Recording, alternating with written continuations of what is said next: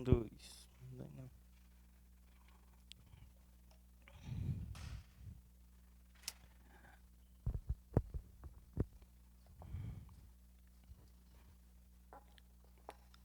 Todos estão com a lição, né?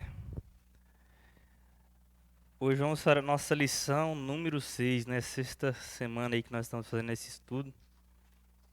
Tem sido muito bom aprender, né, um pouco mais, né, sobre a palavra, né? Que um estudo um pouco mais profundo, né, que nós estamos indo, né, buscando uma introdução bíblica, um panorama bíblico, né, para entender um pouco mais, né, como foram escritos os livros, como que a Bíblia foi composta, né, como foi desenvolvida. Tem sido muito bom, né? Eu tenho aprendido muito com este livro. Como eu disse, aqui eu sou só um facilitador, que eu não, né? Vocês têm que estudar também, vocês têm que estudar em casa esse livro, assim como eu faço, assim como eu espero que vocês estejam fazendo também, porque tem muitos ensinamentos bons aqui para nós.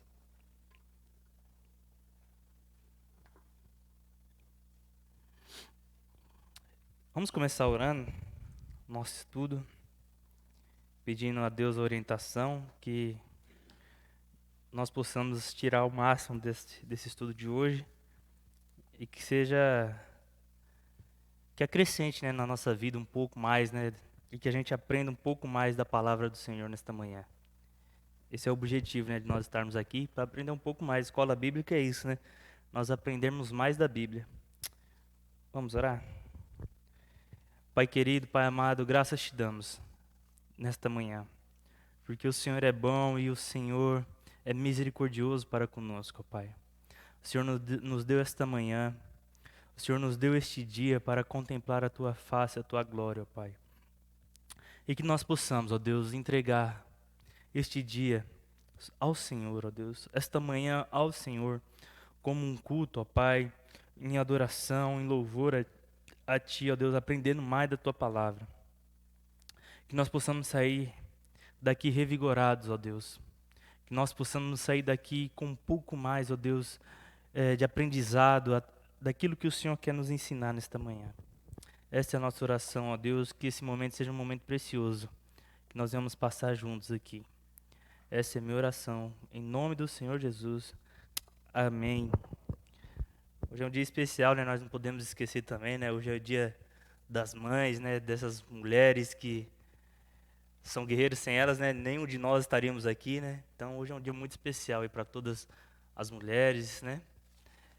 Então nós temos que lembrar disso, que você também lembre, né, desse momento, que você também, né, mande sua mensagem para sua mãe, talvez você já tenha mandado. Nós vamos lembrar, né, desse dia e valorizar, né? Né, aqueles que ainda têm a sua mãe em vida, né, que valorize, quem não tem também. Eu sei que tem alguém próximo, né, que considera como mãe. Sempre a gente tem, né, alguém próximo que a gente considera como uma mãe, seja na fé espiritual, né? Então que nós vamos valorizar as pessoas que estão ao nosso redor, né, as mulheres que estão à nossa volta, né?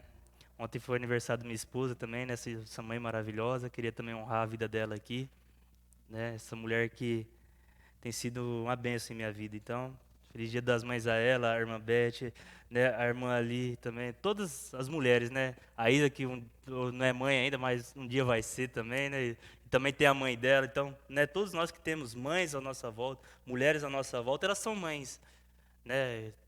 Mesmo que ela não tenha um filho, ela né, acaba sendo mãe para várias pessoas. Então, que nós vamos dar o devido valor, né? Então, nossa lição de hoje, nós vamos conhecer um pouquinho dos evangelhos, né? Nós sabemos que os 4 evangelhos são, né, Mateus, Marcos, Lucas e João. Então, nesta manhã nós vamos interagir um pouco sobre esses 4 evangelhos, né, inicialmente, que é Mateus, Marcos, Lucas e João. São os 4 evangelhos, né, que é uma leitura muito gostosa, né? Tem muita gente que gosta de ler, né, os evangelhos, né, prefere até ficar só lendo esses evangelhos, porque é uma leitura muito boa, que vai falar, né, sobre Jesus, sobre aquilo que Jesus fez. Então nós vamos estar estudando um pouquinho e conhecendo. E o bom desses estudos aqui, né, é que a gente conhece um pouquinho mais detalhado, né, assim, o ano, os acontecimentos, algumas características. Isso aqui que é interessante mesmo, nós vim aqui estudar, né, é aprender mais algumas ênfases, né, aquilo que A gente não sabe, igual aqui, nós vamos ver aqui esse primeiro quadro, aqui, essa primeira figura, né? Esse comparativo, coisas que eu não sabia. Não sei se os irmãos já sabiam, mas eu não sabia. E essa é a grande importância de nós estarmos estudando, né? Estarmos prestando muita atenção nesses estudos, né? Porque você realmente aprende coisas novas. Coisas talvez assim de cunho mais teológico, né? Coisas assim que estudiosos, né? Que buscam a fundo, que nós muitas vezes não temos esse acesso ou nós não buscamos também, né? Esse conhecimento. Então isso é muito bom para a gente também ter um conhecimento a mais teológico também, né? Assim, conhecer mais o ano, o período, a genealogia ali daquela época, né? Quem que era ali os parentes, as familiares, né? De Jesus, quem andava com ele, quem eram os seus discípulos. Então isso é muito bom nós aprendermos também, né? Isso aí dá uma bagagem a mais. É que nem no estudo, né? No campo do estudo, em qualquer área, né?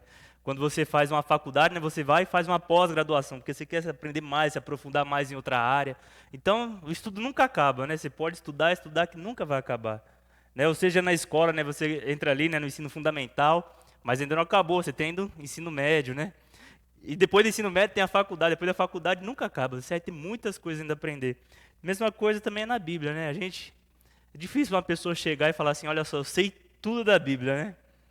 Se tiver uma pessoa assim, eu quero andar com essa pessoa, né? Eu quero colar com essa pessoa, porque é difícil uma pessoa falar, né? Eu conheço tudo da Bíblia, né? Os grandes teólogos, nem os grandes teólogos, os grandes homens que estudam a vida inteira a Bíblia, eles mesmos falam, não, a gente não conhece tudo.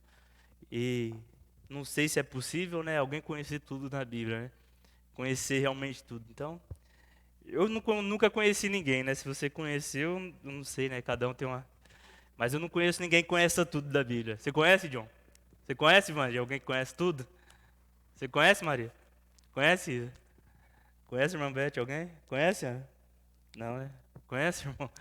Então, eu creio que ninguém conhece tudo. Né? E cada vez que nós lemos, a gente aprende algo. Você pode ler 10 vezes, 20, 100 vezes a Bíblia, que na próxima vez que você ler, você vai aprender algo novo. Então, essa é a grande, né, a grande chave da Bíblia, né, que a gente está sempre aprendendo, né? Então, conhecendo os evangelhos, então, nós vemos, né, que primeiramente o evangelho ele significa boas novas ou boas notícias, né? Quando a gente anuncia o evangelho, a gente está levando boas notícias para as pessoas. Então, a palavra evangelho significa boas novas. Todos têm caneta aí? Tem caneta aí, Ana? Quem não tiver caneta, vai anotar também, vai estar trabalhando aí com a gente, para a gente estar interagindo. Então, a palavra evangelho significa boas novas, boas notícias, né?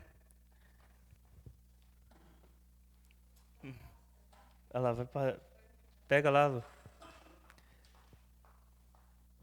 Você tem aí, John?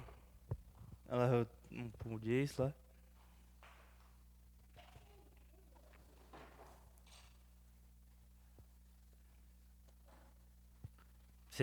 Vocês têm aí, né? A irmã tem, então tá bom.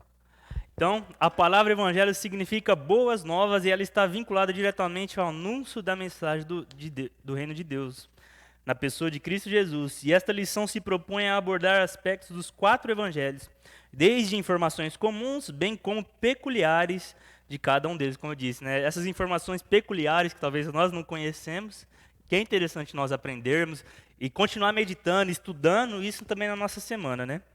Então, como eu disse, né, o evangelho, quando nós estamos falando do reino de Deus, nós estamos então anunciando boas notícias para as pessoas. São boas notícias, né? De salvação. Olha só, você quer uma notícia melhor do que uma salvação? Do que é salvação? E a grande pergunta do mundo é: o que vai acontecer depois dessa terra, depois que nós morrermos? Tem vida pós-morte? Ou não? Isso aqui é o fim? Então o Evangelho ele traz boas notícias. Não, depois disso aqui tem algo melhor ainda. Muito melhor, né? E lógico, para quem crê, né? Para um cristão, para uma pessoa que crê em Jesus, essa é a melhor notícia do mundo, né? Que tem sim vida após a morte, uma vida abundante, uma vida onde não vai ter pecado, onde já não vai ter mais dor, onde já não vai ter mais sofrimento, como nós temos nessa terra. Então, justamente por isso que é uma boa notícia, porque ela traz algo que algo feliz, né? Algo alegre para a gente, algo que todo ser humano quer, que é paz. Todo ser humano quer paz. Já encontrou algum ser humano que não quer paz na vida? Que não quer felicidade? que não quer viver sem doença. Você conhece alguém que quer viver dessa forma? Que não queria viver dessa forma? Todos nós anseiamos, todos nós desejamos viver dessa forma. E a verdade é que a Bíblia diz, né, que Deus ele já colocou dentro de nós a eternidade, né? Todo ser humano busca isso. Todas essas características que eu falei.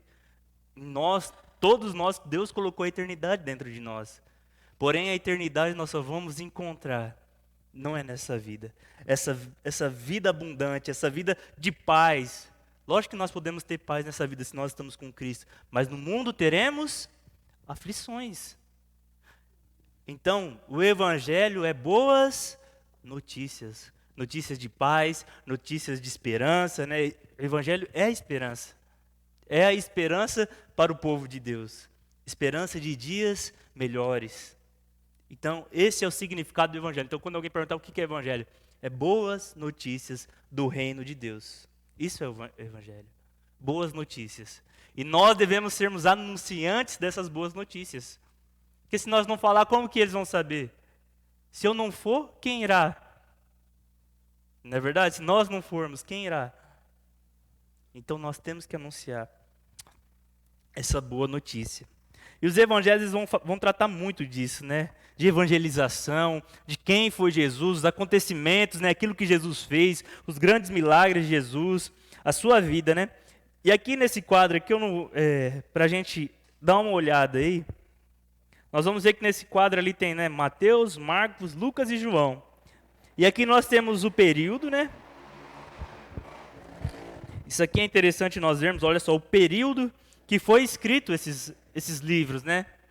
Esses evangelhos. Então nós temos ali Mateus, que foi escrito 50 anos depois de Cristo, Marcos entre 50 e 60, Lucas entre 50 e 60 e João posteriormente nos anos 90. Aí que eu não vou me aprofundar aqui, porque senão a gente vai tomar muito tempo. Mas só que aqui nós temos a figura do Messias.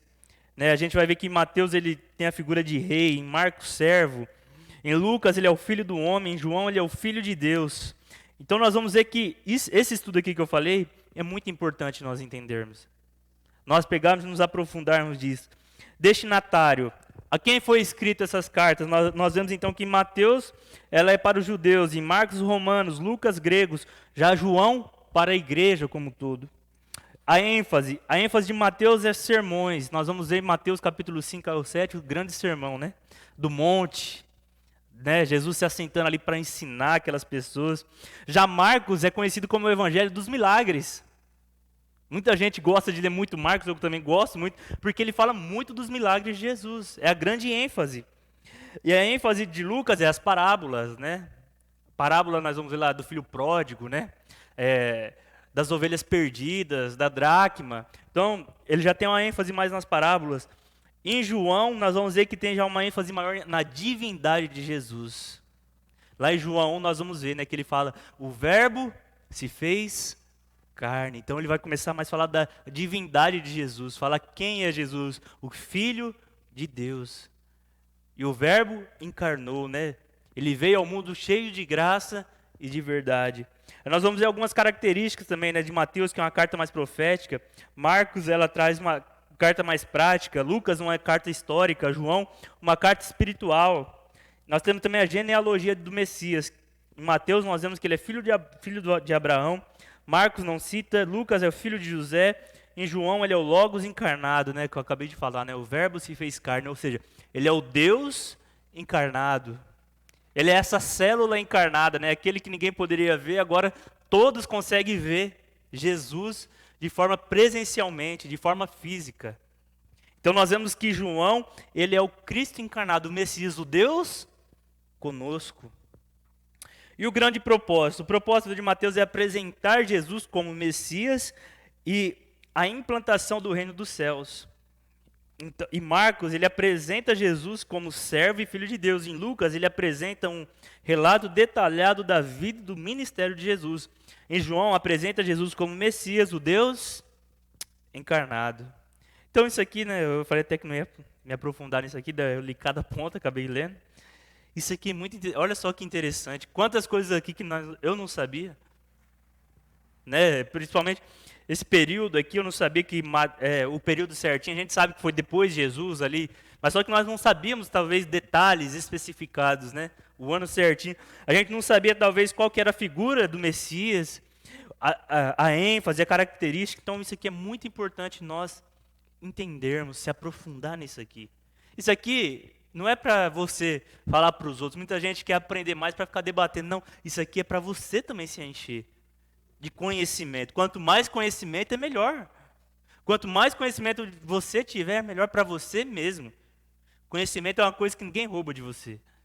Quanto mais conhecimento, quanto mais sabedoria, isso é melhor para nós. Então, isso aqui é muito bom nós estudarmos, né? Isso aqui vai ser algo a mais na nossa vida, algo a mais que nós vamos saber, que nós vamos conhecer. E o segundo ponto, então, aqui nós vemos alguns comparativos, o primeiro ponto, né, entre os evangelhos. Nós entendemos, então, alguns comparativos entre período, figura, destinatário, as ênfases, características. E no segundo ponto, nós vamos ver os evangelhos sinóticos. Sem ler aí, ó, sem olhar para aí. Ó, olha para cá. Quem sabe o que é evangelho sinótico? Menos o pastor, tá? Porque esse pastor aí já é sacanagem, né? Ele já... Alguém poderia... Sem ler, velho. Você está lendo aí, rapaz.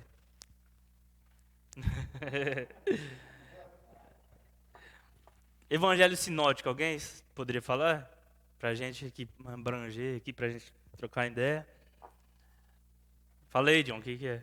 Não. Vem, o que é evangelho sinótico?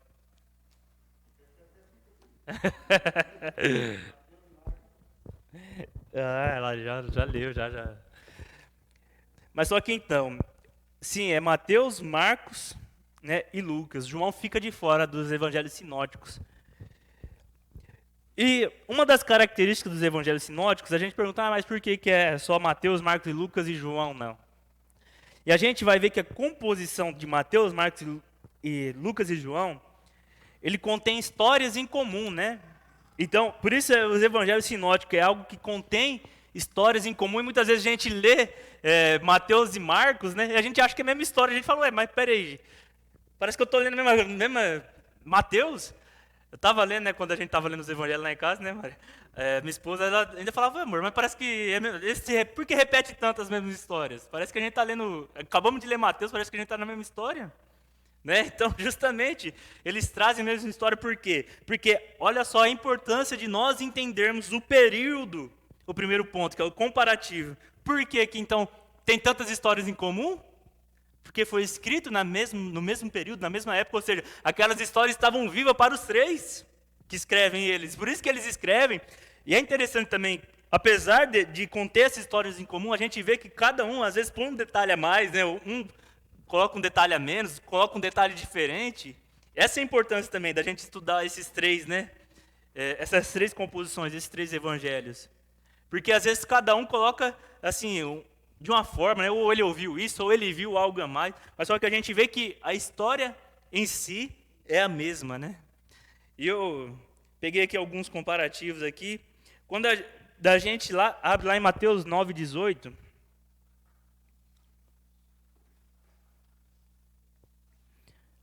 Isso aqui é só para a gente dar uma passada aqui, passar um pano só para a gente, um pano de fundo, só para a gente entender um pouco mais isso.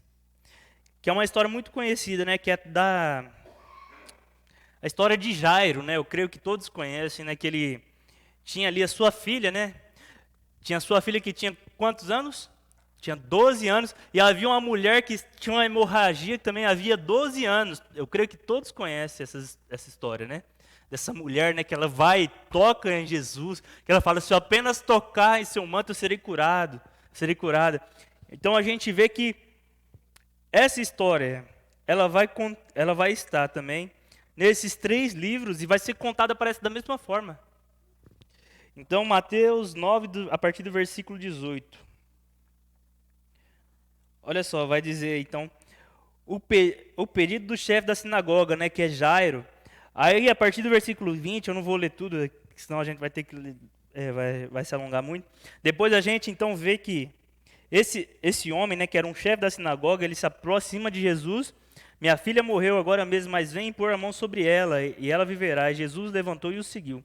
Aí, logo depois, do versículo 20, a gente vê a cura de uma mulher enferma, né?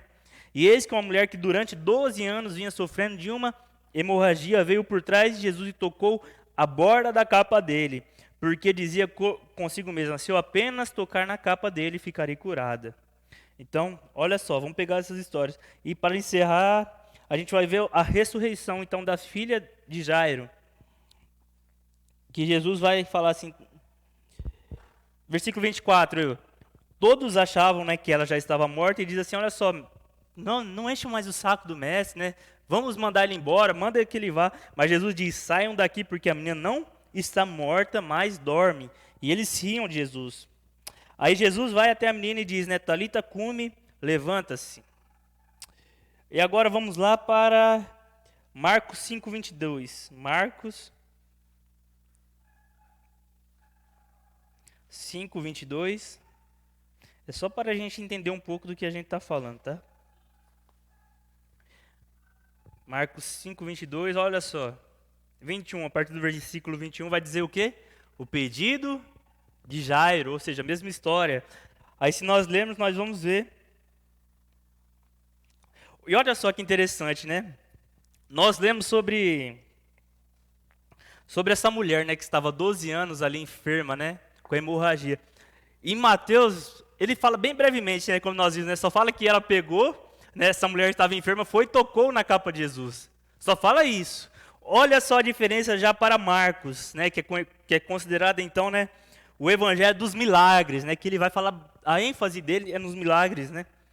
Olha só, ele vai contar mais detalhadamente essa história. Ele vai dizer, estava ali certa mulher que havia 12 anos que vinha sofrendo de uma hemorragia, e ela havia padecido muito nas mãos de vários médicos. Olha só, isso aqui, lá em Mateus não fala. Mas aqui ele já está tratando já de um assunto mais profundo, já está contando mais detalhadamente. Olha só, então, essa mulher, agora a gente vai aprender coisas novas. Olha só o que ele está dizendo. Ela havia padecido muito nas mãos de vários médicos e gastado tudo o que ela tinha, sem contudo melhorar de saúde. Pelo contrário, piorava cada vez mais. Tendo ouvido a fama de Jesus, a mulher chegou por trás. Olha só, então ele vai começar a contar mais. Mateus foi bem breve. Olha só, essa mulher chegou, tocou na capa de Jesus e foi curada. Já que Marcos ele já está contando mais detalhadamente aquilo que ele viu, aquilo que contaram para ele. Olha só, então a importância da gente estar estudando esses 3 livros. Olhar para eles como um todo e ver algumas diferenças, né, que fazem também diferença no nosso campo de estudo. E olha só o que diz o versículo 34. Então Jesus lhe disse, né, essa mulher vem, né, toca na roupa dela e ele diz, filha, você foi salva porque teve fé, vá em paz e fique livre desse mal. Depois a gente vai ver que a história de Jairo também ela é bem mais especificada. Olha só, é bem maior, então ele já começa a detalhar mais coisas. Enquanto Jesus ainda falava, chegaram alguns da casa do chefe da sinagoga. Aí, olha só, 41, já não falava, esse versículo 41 já não fala em Mateus, que diz assim, tomando a criança pela mão, disse, Talita cumi, que quer dizer menina, eu digo a você, levanta-se. Então isso aqui é só um exemplo. E agora para nós encerrarmos Lucas 8, 41.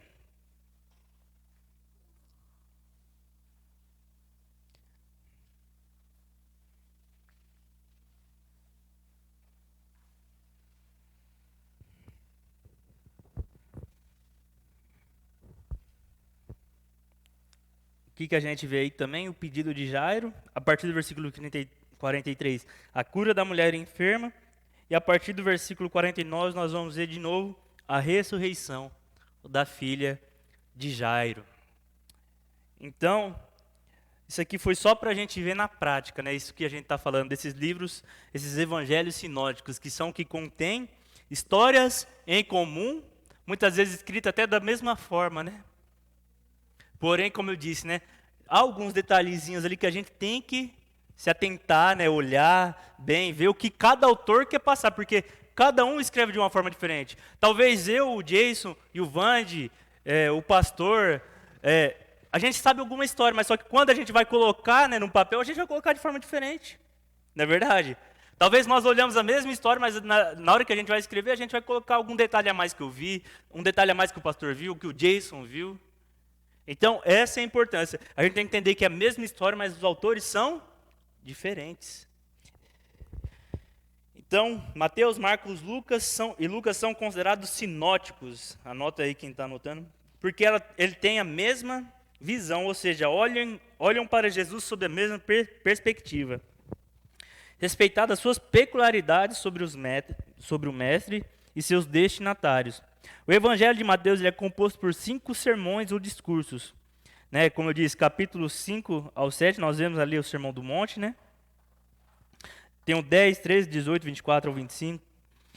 Então, o Sermão do Monte ele é um tratado completo sobre a ética do reino. Né? Quando nós olhamos ali, né, o Sermão do Monte, nós vemos que ali Jesus vai falar sobre a ética do reino, e nele Jesus ensina como deve ser o estilo da vida dos seus discípulos, agora agentes do reino dos céus. Então, se a gente quer saber qual é a ética do reino, qual é o estilo de vida que nós devemos viver, só abrir Mateus 5. Só abrir Mateus 5 ao 7, que nós vamos ver qual deve ser a conduta de um verdadeiro cristão, de um agente do reino. Jesus vai começar a lhe falar sobre as bem-aventuranças, né? Bem-aventurados aqueles que são humildes, aqueles que são pobres, aqueles que vão ser insultados, humilhados por meu nome, por causa do meu nome. Então a gente vai ver ali o que Jesus requer de seus seguidores. O que Jesus requer daqueles que o seguem. E o Evangelho de Marcos, ele apresenta, dentre todas, uma estrutura mais simples. Objetividade e pragmatismo são as características notadas. E ali, né, como nós falamos, né, a grande ênfase ali são os milagres de Jesus. Já o Evangelho de Lucas é de todos o mais rico em detalhes. Ele entende informações exclusivas, como o nascimento de João Batista e de Jesus, várias parábolas, né, como a do samaritano, do filho perdido. E há muito conteúdo exclusivo que faz de Lucas um historiador extremamente cuidadoso. O Evangelho de Lucas no início também era colocado como em um volume com o livro de Atos, né, que Lucas que escreveu Atos também, os quais somados perfazem a maior parte escrita do Novo Testamento. Então, aqui nós entendemos um pouquinho, né, de cada característica de cada um, como nós falamos, né, da ênfase, né? Então, nós vemos que Mateus ele trata mais de sermões, né, sobre a ética do reino, o que nós devemos fazer. Já o Evangelho de Marcos ele fala mais sobre os milagres de Jesus. O Evangelho de Lucas ele fala sobre essas coisas também, mas só que ele é mais rico em detalhes. Né? Lucas, que era um médico, um escritor também, né, um homem ali estudado, inteligente. Pode falar. Então a gente vê que Lucas ele traz uma linguagem mais rica em detalhes. Pode falar, irmão.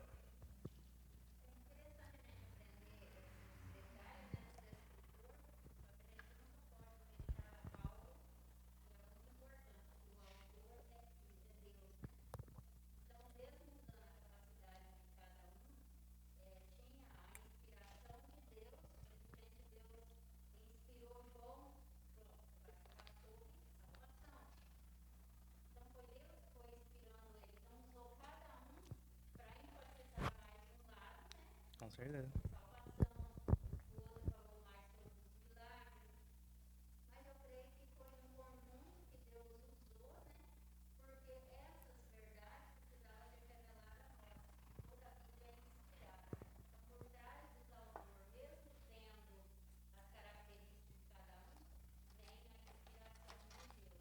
Com certeza.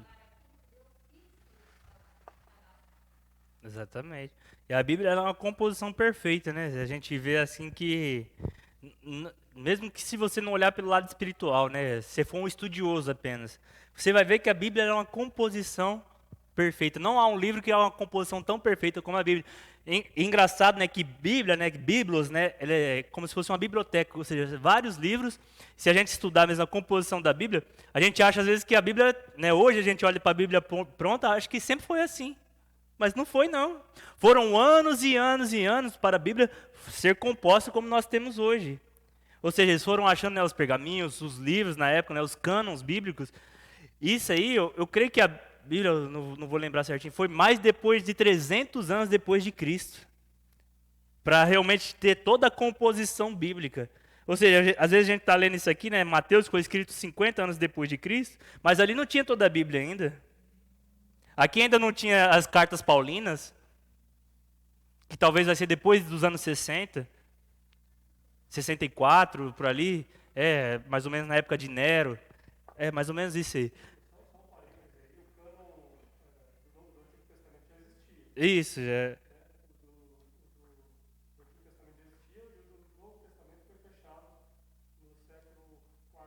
É, por volta dos 400 anos, né? 300 e pouquinho, né? É isso, né? Então, e foram vários anos, né, ali. Então você vê que depois de Jesus, não foi ali, né, Jesus já deixou a Bíblia toda, não, foi coisa de 400 anos depois, 300, 400 anos depois, para eles. E outra, não pense que foi assim, não, eles achando o livro e colocando, não, foram reuniões, foram debates, né, vários livros não entraram na Bíblia, né, como nós vemos, né, se a gente pegar a Bíblia católica, né, lá tem mais livros, né, mas livros que muitos não aceitaram, né, porque né, muitos falaram, não, são livros, sim, tal, mas não consideraram inspirados, que a gente está falando, né? Porque né, ali naquelas reuniões, naqueles debates, a grande ênfase era realmente isso. Será que esses livros realmente são inspirados por Deus? Então a gente vê, né, que a Bíblia Católica ela tem, eu acho, seis livros a mais, né? Ela tem 6 livros a mais que na nossa estrutura bíblica, né, que a gente tem a protestante, a gente considera aqueles livros não inspirados. Não significa que aqueles livros não foram de homens de Deus, mas nós consideramos que ela não foi inspirado e não tem esse cunho, né, que hoje a gente fala, né, da Bíblia de ensino para nós, para os dias de hoje. Então foi colocado várias coisas em debate, né? Então assim é uma coisa assim, se for falar aqui não tem nem como falar, né? Porque é uma coisa muito grande. Também eu não tenho todo esse conhecimento para falar para os irmãos. Mas eu já estudei, né, sobre a composição bíblica e tudo mais, mas foram anos e anos de luta, né, de junção, né, as pessoas se reunindo. E não era qualquer pessoa, não, eram estudiosos realmente, eram pessoas que estudavam anos a anos e anos, que eles se juntavam, né, faziam ali, acho que era concílios, né, que fala, né, eles faziam concílios, se reuniam para ver que livro ia entrar e qual também não ia entrar. Teve vários livros que não entraram na Bíblia. Diz que Paulo, né? Paulo ele escreveu um livro a mais, parece, se eu não me engano, que não entrou. Eu acho que ele não está na Bíblia, que acharam depois já dessa composição, né? Que já estava pronta e eles decidiram não colocar. Olha só, para vocês terem noção, Paulo, apóstolo de Cristo. Eu acho que, né, nós temos 1º e 2º Coríntios. Se eu não me engano, ele escreveu uma terceira carta para Coríntios. E essa carta não entrou na Bíblia, não está na composição bíblica que nós temos hoje. Então, assim, só resumindo, então, foi um trabalho de séculos, né? Não foi coisa de 1 ano, 2 anos, não, foi séculos. Então, como eu disse, se nós, né, temos hoje essa composição, né, pode ter certeza que foi algo que não foi fácil. Para nós hoje é fácil, né? A gente só vai lá, compra uma Bíblia e pronto, nós temos tudo mastigado, né? Mas só que para esses homens foram anos e anos de trabalho duro. E claro, nós cremos que todos estes livros são inspirados, né? Que a Bíblia é a palavra de Deus. Né? Nós cremos nisso. E o terceiro ponto, aqui que é o 4º evangelho, né? Como eu disse, né? Tem 3 evangelhos que são os sinóticos, né? Que são Mateus, Marcos e Lucas. E por que o de João não entra, né? Nos sinóticos? O porquê? Porque quando a gente pega, né, e olha lá pro período, a gente vai ver que João foi escrito bem depois, né? Enquanto esses livros foram escritos ali no período de 50 e 60 depois de Cristo, João foi escrito 90, ou seja, quase 30 anos depois que esses livros já estavam prontos. Ou seja, João tinha muito mais material agora para escrever o seu livro. Né? Provavelmente ele já tinha então material de Mateus, de Marcos e de Lucas. Então, não foi na mesma época. E por isso que ele não entra nos evangelhos sinóticos. Né? O evangelho segundo João, ele precisa ser desmembrado dos demais. Primeiro porque é posterior, quem estiver anotando aí, é posterior aos demais. E ele foi escrito por volta de 90 depois de Cristo. E essa informação é importante, pois João, um apóstolo amado, teve mais tempo e mais material de consulta para escrever o seu evangelho. Ou seja, quando o João escreve o seu evangelho, já tinha lá os escritos de Mateus, de Marcos, de Lucas, ele já ouvia falar daquelas histórias também, né? Imagina o tanto que eles não falavam, né, do que Jesus fez. Então, ou seja, João ele tinha muito mais material do que Mateus, Marcos e Lucas. Porque aqueles materiais já estavam todos prontos. Além disso, notoriamente lançou mão do conhecimentos filosóficos helenistas para apresentar o verbo logos encarnado, como pode ser observado em João 1:1. Né, João 1:1, vamos dar uma olhada aí o que diz? Logo no começo, né, do seu Evangelho de João. E vai ser justamente esse versículo, né, que eu disse. Que ele vai dizer, né, no princípio era o verbo, e o verbo estava com Deus. E o verbo era Deus, ele estava no princípio com Deus, todas as coisas foram feitas por ele, e sem ele nada do que foi feito se fez. A vida estava nele, e a vida era a luz dos homens. A luz resplandece nas trevas, e as trevas não prevaleceram contra ele. Então a gente vai ver que, então João, ele vai então apresentar Jesus como esse logos, né, esse verbo encarnado, ou seja, agora João ele vai falar, não, Jesus, ele é o Messias, ou seja, ele é o Deus conosco. O verbo se fez carne. Aquilo que era intangível, agora é tangível. Agora os nossos olhos puderam enxergar algo que ninguém podia ver. Então João ele já tem mais essa perspectiva, né? Então é o evangelho, esse aqui é bem interessante, né? Que ele é o evangelho mais usado na evangelização. Como exemplo de João 3:16, eu acho que é um dos versículos mais conhecidos, né, da Bíblia, né, mais conhecidos por todos, né, no mundo inteiro. Então, João ele traz então, né, esse ensinamento sobre Jesus, né, que ele é o Deus encarnado, ele é o Deus conosco. Ele, né, despiu de sua glória para habitar entre os homens, cheio de graça e de verdade. Então, aqui nós entendemos um pouco, né, sobre esses aspectos, né? E aqui nós vamos ter aqui essa perguntinha aí, né? Essa questãozinha aí para a gente tá respondendo, que diz assim: como explicar algumas das aparentes contradições entre os evangelhos? Então isso aqui vai ficar com uma tarefinha, né? Para nós fazermos em casa, para a gente estar respondendo. E semana que vem eu vou cobrar. Eu falei que ia cobrar essa semana das respostas de semana passada, né? Eu deixei como tarefa também. Alguém respondeu? Você respondeu, Vande? Ixi, não.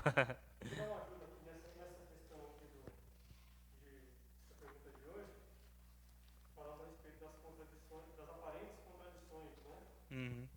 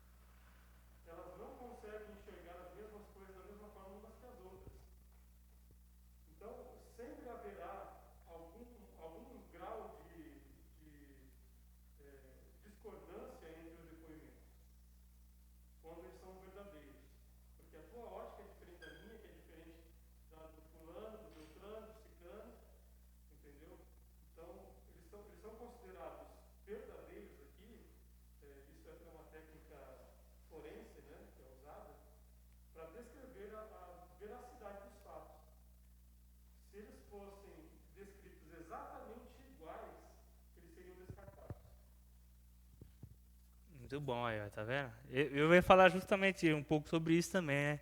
A gente às vezes pega, né, Mateus, Marcos, Lucas ali, né, escrito na mesma época. A gente pega algumas coisas diferentes e é justamente isso, né? Como eu disse, né? Se a gente pegar uma história, né? Nós todos aqui vermos uma história, cada um vai ter o seu ponto de vista, né? Todos têm a sua perspectiva, a sua visão e cada um interpreta de uma forma, né? Na nossa vida é assim até hoje, né? uma história, né? Você pode ver que de uma história sai 10 histórias, né? De uma frase, né, sai vários textos, frases, né? Então, o ser humano é assim, né? Sempre foi assim, como o pastor disse, isso aí não é de hoje, né? Isso aí é de estudos e estudos, e a gente vê que cada um tem sua perspectiva, cada um tem o seu ponto de vista, né? Uma experiência de... Isso que eu ia falar até agora. Porque cada um tem uma experiência de vida, né? Talvez você passou por coisas diferentes de uma pessoa, que ela vai olhar uma coisa com um olhar diferente, né? Isso é normal, e isso nós aplicamos até hoje em nossas vidas, né? Se você contar uma história 10 vezes diferente, as 10 vezes que você contar, Nenhuma vai ser igual. Exatamente. Então, verdade mesmo. Então, como nós dissemos, né? Aí tá a explicação do pastor, então, né? Eu creio que já deu uma abrida na mente. Pode falar, irmão.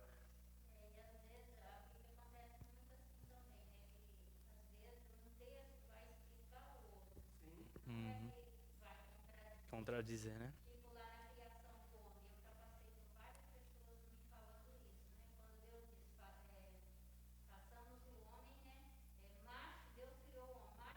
Uhum.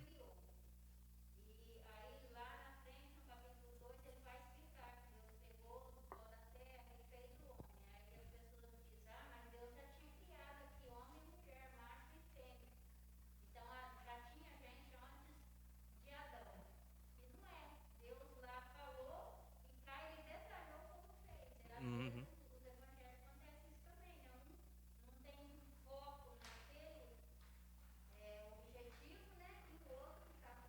Tá vendo? Uhum.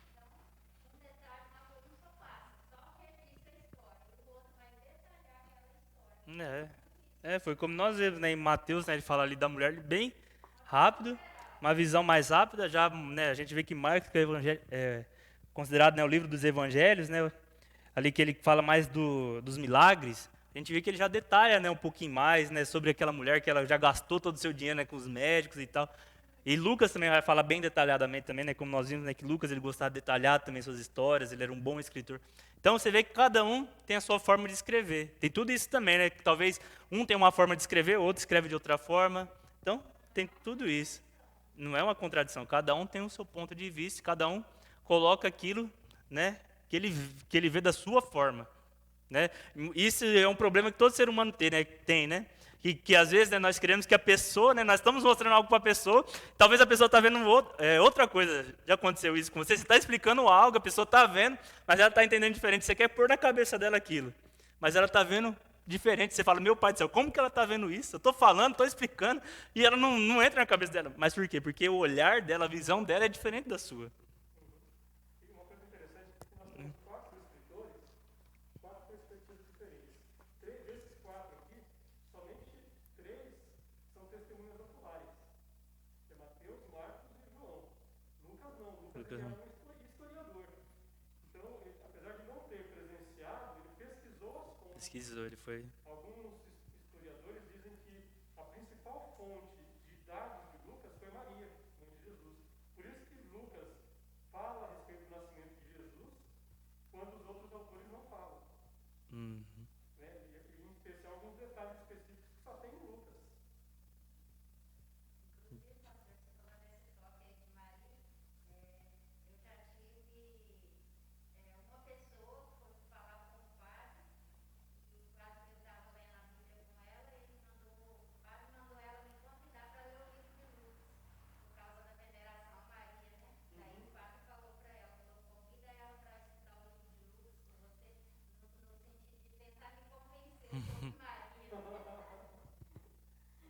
É verdade. Acontece.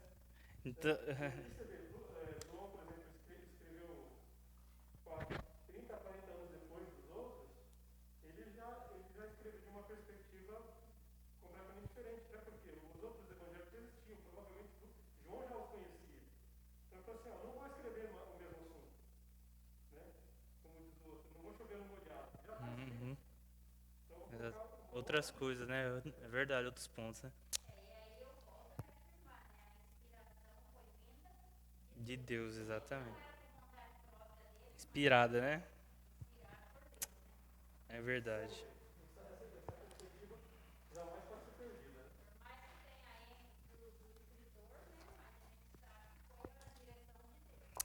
É verdade, foi inspirado, né?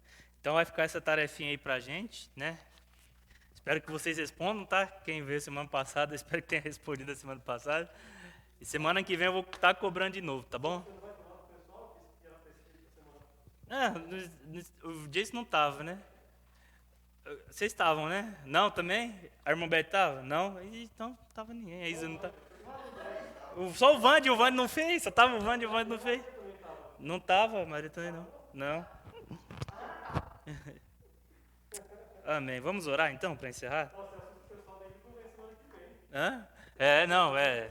Não, podem vir, tá, gente? Se não responder, não vai ter castigo, não. Não vai ter.